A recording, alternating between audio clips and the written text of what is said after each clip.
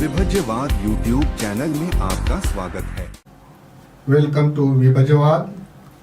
विभज्यवाद में सभी सत्पुरुषों का स्वागत है। आज हम विपश्यना के शिलाचरण पे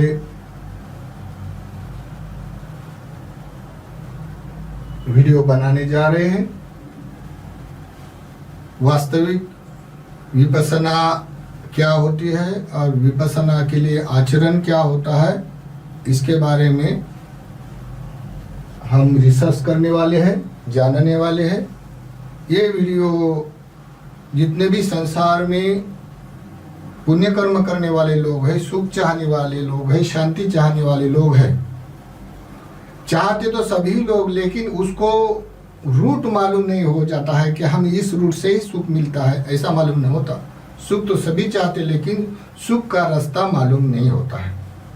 वैसे ही इस संसार में मुक्ति के नाम से, दुख चक्र मुक्ति के नाम से, कैवल्य के नाम से, निब्बान के नाम से, मोक्ष के नाम से न जाने यतन पर्यतन करने वाले हमारे बंधु, ब्रह्मचर्या करने वाले साधु संत भिक्षु न जाने कितने कितने त्याग करके अपने अपने तौर तरीके से अर्थ के लिए ब्रह्मचर्या करते हैं। इनके लिए ये वीडियो बहुत इंपॉर्टेंट है। करते तो है, लेकिन वास्तविक क्या है, जैसे ये जानना भी इतना सरल नहीं होता है, तो सरल करने के लिए हम थोड़ा प्रयास करेंगे। तो मैं तो इतना प्रोफेशनल नहीं बता सकता हूँ, सिंपल बताऊंगा, लेकिन मेरे से भी अधिक बताने वाला पंडित लोग होता है संसार में। मैं भी एक उन भिक्षु में सत्पुरुष हूँ। तो जो सत्पुरुष होता है, तो ये संसार का, जो संसार में रहते हुए जिसके ऊपर उसकी आजीविका होती है, उसके से दिया हुआ वो खाता है, उसे दिया हुआ अन्न खाकर वो जीवित रह के वो निर्वाण तक जाता है, तो उसका भी काम होता है कुछ ना कुछ देने का, धम्म का उसका भी योगदान देना होता है, धम्मदान देना होता है। तो इसी कारण वो भी, कोई भी सत्पुरुष को जो लोग सेवा देता है, जो लोग भजता है, जो लोग उसको अनुसरता है, उसको उपदेश करना पड़ता है, जैसा आया वैसा, जितना समझता उतना बताना पड़ता है। इस अर्थ से हम लोग बताने का प्रयास करते हैं, क्योंकि हम लोग सत्पुरुष है और चाहने वाला भी लोग अन्य ने अपेक्षा करता है, हर सत्पुरुष से करते हैं। तो चले हम आज विपश्यना के शिलाचरण के ऊपर बात करेंगे। वास्तविक विपश्यना क्या है और विपश्यना का शिलाचरण क्या होता है, ये महत्व का सिद्धांत होता है। तो विपश्यना बोले तो विपश्यना यानी विशेष, इसका क्या अर्थ है, विशेष, विशेष। और पश्यना, पश्यने देखना, देखना, विशेष को देखना। इस संसार में क्या देखकर हम ब्रह्मचर्या करते हैं, क्या देखकर पुण्य कर्म करते हैं, क्या देखकर लोग पाप कर्म करते हैं, तो विशेष को देखना विपश्यना। विपश्यना कैसी, कौन कैसा समझता है, विपश्यना ध्यान कौन कैसा करता है, ये सब यहाँ पे आएगा। अगर कोई मनुष्य ठीक ठीक से जानता है, तो जैसी विपश्यना जानता है, तो विपश्यना के लिए जैसे कि समझो कमल का फूल पत्थर पर नहीं उगता है, उसको सपोर्टिंग के लिए पानी चाहिए, जमीन चाहिए, तभी वो कमल का फूल उगता है या मिलता है या होता है संसार में। कोई बोलेगा मैं पत्थर पर कमल का फूल लगा दूंगा, तो कमल का फूल नहीं हो सकता है। वैसा ही जो जो लोग अपने में शांति चाहने वाले हैं, सुख चाहने वाले हैं, तो उसका कोई रूट होता है। तो ये रूट आचरण पर निर्भर करता है, अपने वाले कुशल कर्म पर निर्भर करता है। हमारे में विद्यमान कुशल कर्म होने से हम लोग सुख अनुभव कर सकता है। हमारे पास कुशल कर्म नहीं हो तो सुख शांति अनुभव नहीं कर सकता है। दूसरा सुख एक सुख होता है, काम भोगों का सुख, ये तो सुख तृष्णामूलक होता है। लेकिन जहाँ लोग परमार्थिक धर्म से सुख चाहने वाले होते, समाधि चाहने वाले होते, तो जैसे समझो कमल मिलने के लिए, कमल का फूल उत्पन्न होने के लिए पानी चाहिए, जमीन चाहिए, पत्थर पर नहीं होता है। वैसा ही कोई भी मनुष्य हो, सुख चाहने वाला, उसको आचरण होना पड़ता है, विद्यमान उसके अंदर आचरण होना पड़ता है। तो ये आचरण के बारे में आज का वीडियो बनेगा। वैसे ही हमारे बंधुजन जितने भी विराग को प्राप्त हुए इन वर्ष में, ये पूरे के पूरे लोग ब्रह्मचर्या करता है, ब्रह्मचर्या करता है। जैसे उसे गुरु से वो शिष्य पाया है या शिष्य गुरु होकर ऐसा उपदेश किया, ऐसे गुरु शिष्य परंपरा आए होता है, उनमें से जो आचरण का मूल तत्व होता है, आचरण बताया जाता है, तो वैसा कमल पत्थर पर नहीं उगता है। तो ये भी ब्रह्मचर्य मुक्ति के नाम से करता है, मोक्ष के नाम से करता है, निर्वाण के नाम से करता है, ज्ञान के नाम से करता है। उस अर्थों को लेके वो ब्रह्मचर्या करते हैं, विराग को प्राप्त होते हैं। तो इसके लिए जैसा पानी पर कमल का फूल नहीं उगता, वैसा ही कोई भी मुक्ति, कैवल्य, विपसना या समाधि सुख, परमार्थिक सुख, संबोधि, ये सब के सब शीलाचरण पर निर्भर करता है। जिसके पास शील विद्यमान हो तो प्राप्त कर सकता है, शील विद्यमान नहीं है तो प्राप्त नहीं कर सकता है। दूसरी एक बात, किसी के पास शीलाचरण है लेकिन उसको मालूम नहीं होता है मैं शीलाचरण में, तो कोई शीलवान होते हुए भी मालूम नहीं होता है। कोई लोगों को शीलवान नहीं रहता है, तो किस कारण नहीं हो, इसी कारण उसको सीधा मार्ग नहीं समझता है। जो कोई लोग शील आचरण से नहीं युक्त होता है, लेकिन किस लिए शील होता है ये उसको कोई भी उपदेश मालूम नहीं होता है या उसकी श्रद्धा नहीं होती है, तो उसको भी ये मालूम नहीं होता शील क्या होता है, शीलाचरण क्या होता है, आचरण क्या होता है, मालूम नहीं होता है। तो ये शीलाचरण के ऊपर हम लोग जो यहाँ पे जरा प्रकाश डालने वाले, तो सबसे पहले हम शीलाचरण जो शब्द आता है, तो ये हर मुक्ति के लिए, हर सुख चाहने वाले के लिए लगता है। अगर शीलाचरण नहीं है तो कोई भी मनुष्य को सुख समाधि का मिलेगा नहीं, और समाधि के सुख के बाद उसको निब्बान का, मुक्ति का, मोक्ष का सुख मिल नहीं सकता है। इसलिए वो शील बहुत बड़ा इम्पोर्टेंट वस्तु है जो हर मनुष्य में नहीं रहता है, लेकिन किस कारण नहीं रहता है ये हम बताने का प्रयास करेंगे। तो इसके लिए सबसे पहले हमको ये समझना है शील का प्रभाव कहाँ आता है। तो शील का प्रभाव मतलब ऐसा समझने के लिए कायिक, वाचिक, मानसिक, ये द्वार होते हैं सतों के। वैसे हम मनुष्य विवेकशील होने से पट से जानता है, हम काया से कर्म करने वाले, वाचा से कर्म करने वाले और मानसिक कर्म करने वाले, ये तीन कर्म से होने वाले जो द्वार बोला जाता है। इस जैसा कोई मनुष्य जाना आना दरवाजे से करता है, कोई भी घर में जाना है तो दरवाजे से जाता है, बाहर आना है तो दरवाजे से आता है, वैसे ही इस संसार में जो भी कर्म करता है कोई भी सत्व, ये कायिक, वाचिक, मानसिक करता है। इनमें से शीलाचरण कैसा हो जाता है, कुशल का होता है या अकुशल का होता है, तो दुशील होता है, शीलवान होता है, ये जो परिभाषा होती है, तो ये हमारे द्वार कहलाएंगे। तो ये हमारे द्वार कहलाएंगे। ये द्वार बिना ही आचरण परिपूर्ण नहीं हो सकता है। ये द्वार होने से आचरण करके वो मनुष्य समाधि पा सकता है, वो द्वार से आचरण करके विपसना कर सकता है, ये द्वार से ही आचरण से विपसना से मुक्ति का साक्षात्कार कर सकता है। अगर आचरण की भली भांति जान नहीं हो तो कोई भी मनुष्य पश्चना यानी विशेष को नहीं जानना। वो कैसे, जैसे कि समझो संसार जानना है, तो पहले ये बात है हमारे मन में जो भी कायिक, वाचिक, मानसिक संस्कार विचार उत्पन्न होता है, तो सभी के तो कुशल विचार नहीं उत्पन्न होते, पाप कर्म करने के भी विचार उत्पन्न होता है, क्योंकि वो धर्म का नेचर है। हमारे मन में सभी विचार संस्कार होते हैं। तो कोई कोई मनुष्य में प्रज्ञप्ति से समझने के लिए एक पद्धति है, कोई कोई मनुष्य में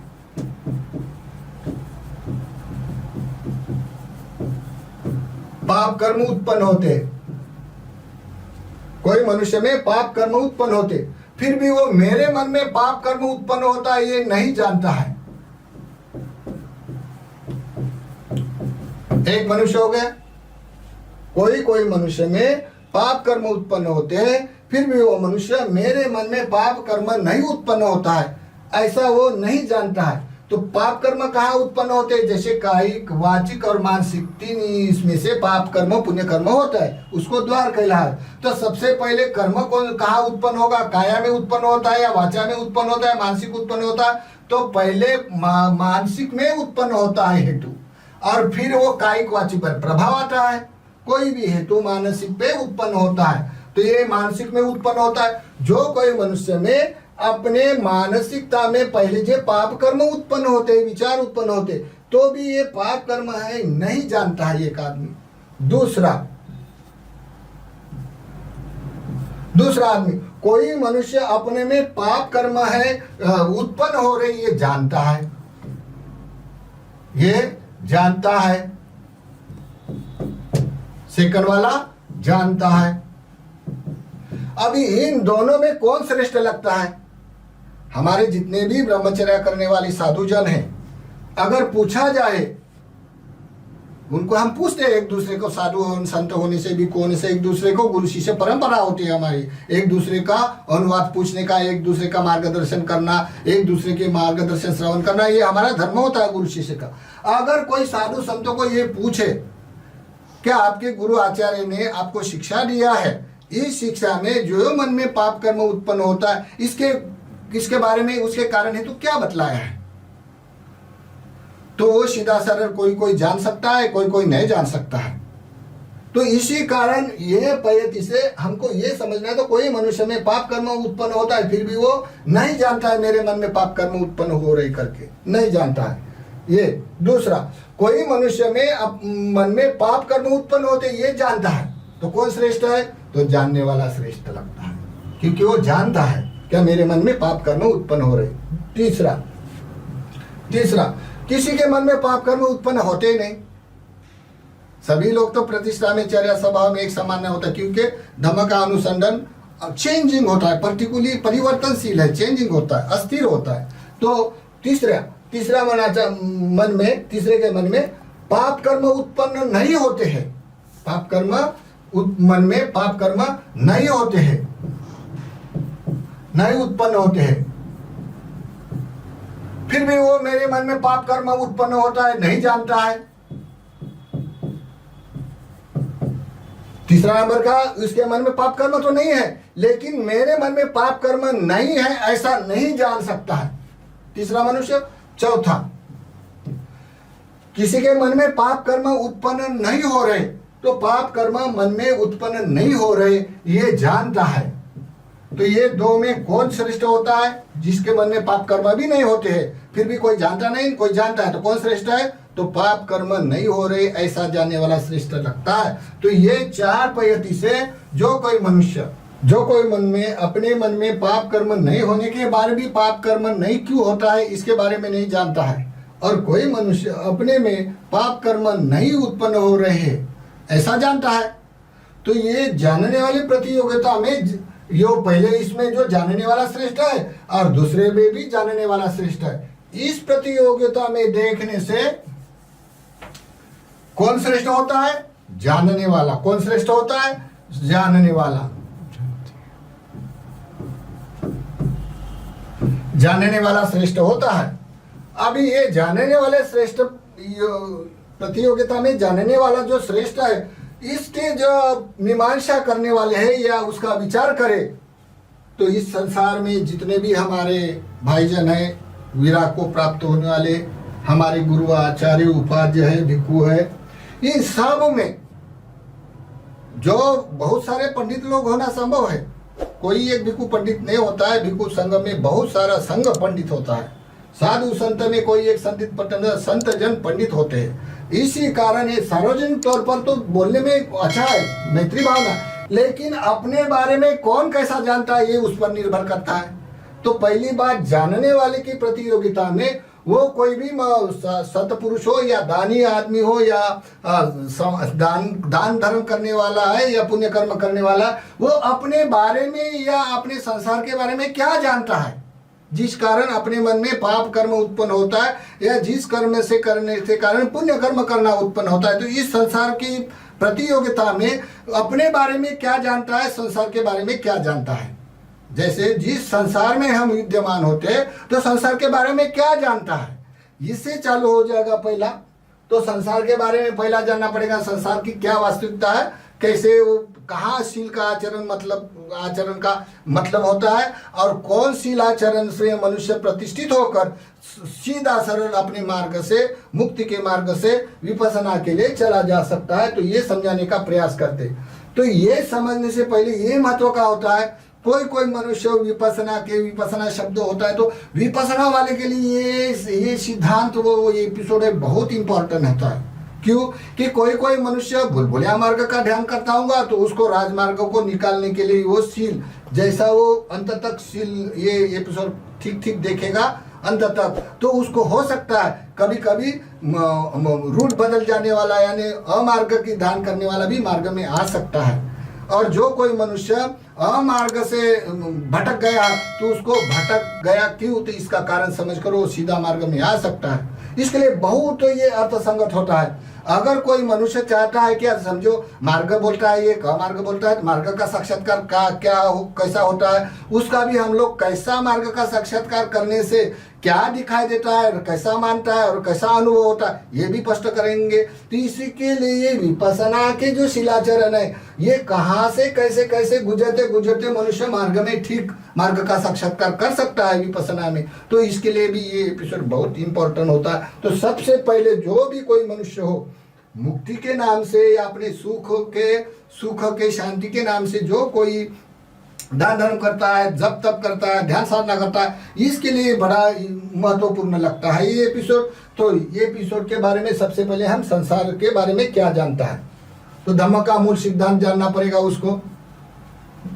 कोई समझो का धम्म, हम अपने बारे में अस्तित्व बारे में क्या जानता है, तो पहले धम्म का सिद्धांत जानना पड़ता। फिर जहाँ विपස්සना शब्द आता है तो विपස්සना शब्द आ जाता है तो लौकिक धर्म में जो डिवाइड हो जाता है दृष्टिगत, तो हम दृष्टि के बारे में क्या, दृष्टि विभिन्नता के बारे में क्या जानता है, इसमें जो शिलाचरण भी विभिन्न हो जाता है दृष्टि के बारे में।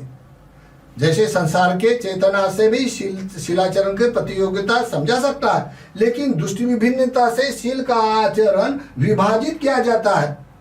दृष्टि का जो सिद्धांत होता है दृष्टि विभाजन से शील भी विभिन्न हो जाता है। तो वास्तविक शील क्या होता है ये समझना पहला मत होता है। तीसरा शरणागमन होता है।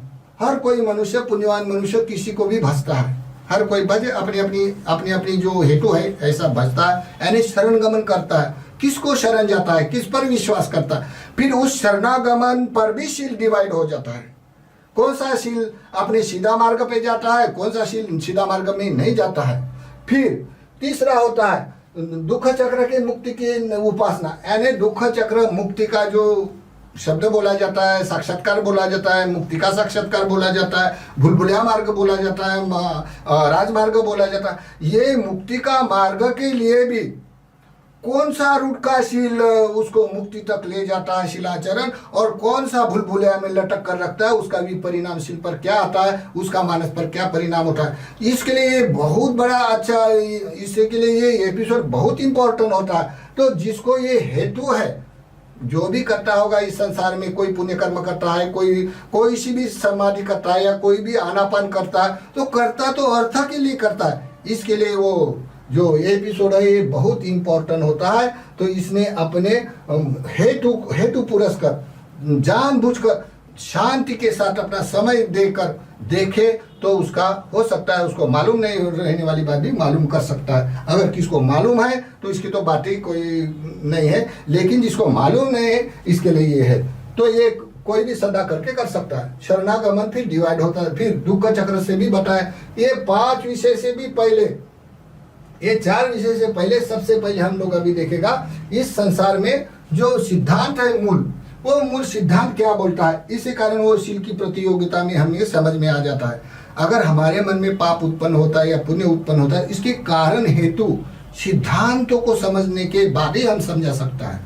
तो कैसा सिद्धांत होता है, तो संसार में रहते हुए लोग बोलता है संसार के बारे में नहीं जानता।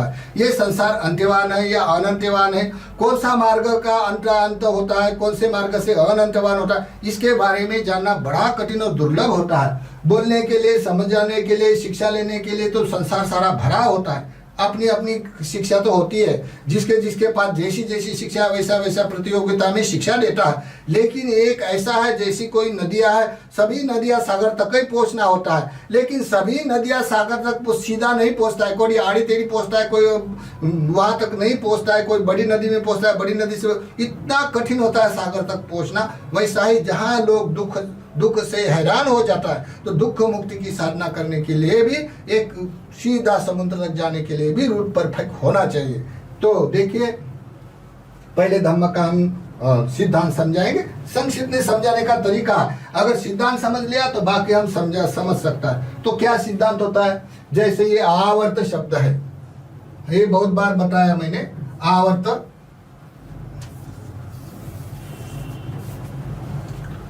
ये आवर्त शब्द है।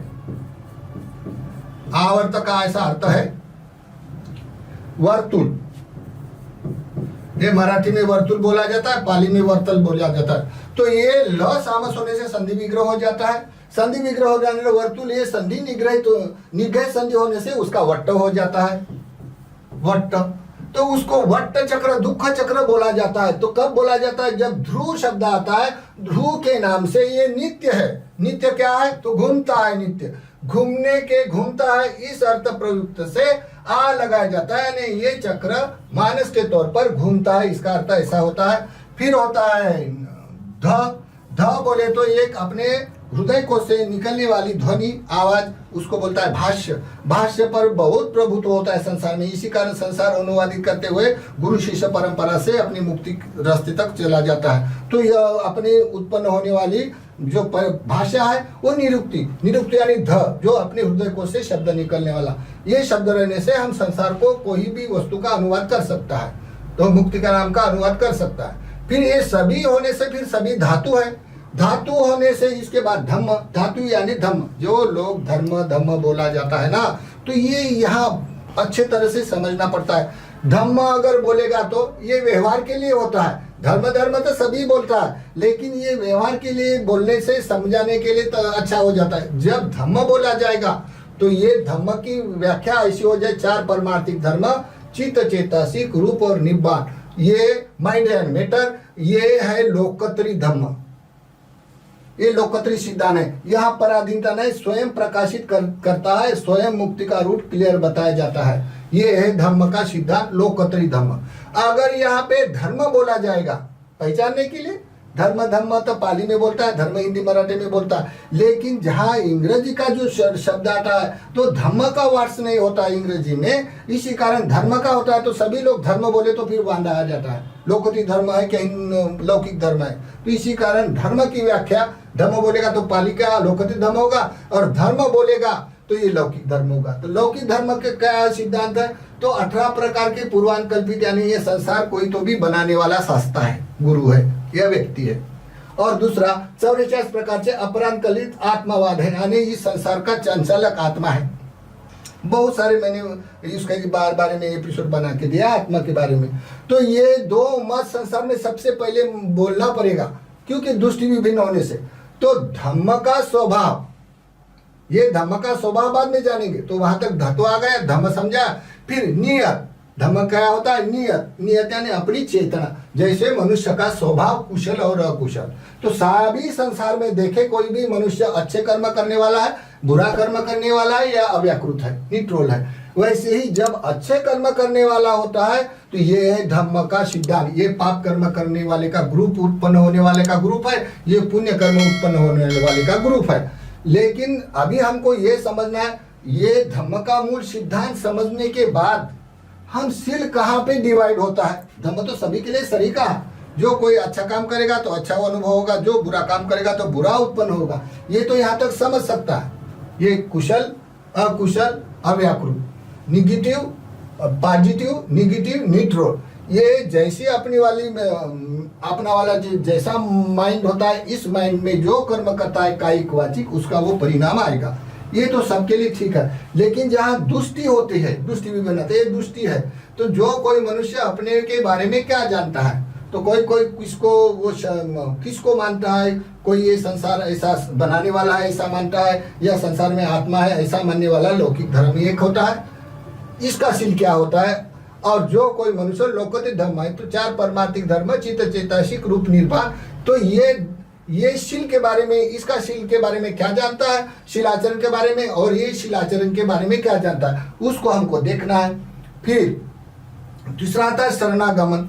शरणागमन तो जैसे कि संसार में हर कोई मनुष्य जानते हुए, दृष्टि से जानते हुए उस पर विश्वास करते, उसकी पूजा वंदना करते हैं और उसके कारण रोटी बेटी के व्यवहार, हर्षोल्लास के पर्व होते हैं।